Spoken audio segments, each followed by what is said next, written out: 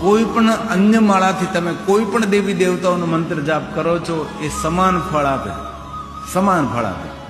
પણ એ જ મંત્ર કોઈ પણ દેવનો કોઈ પણ દેવીનો મંત્ર જ્યારે રુદ્રાક્ષની માળાથી આપણે કરીએ છીએ તે કહ્યું એ મંત્ર કોટી ગણું ફળ આપે.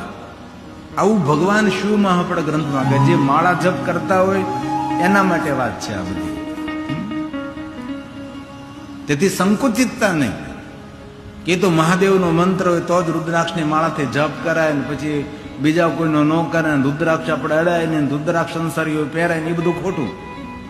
24 કલાક રુદ્રાક્ષ માણસે પહેરે.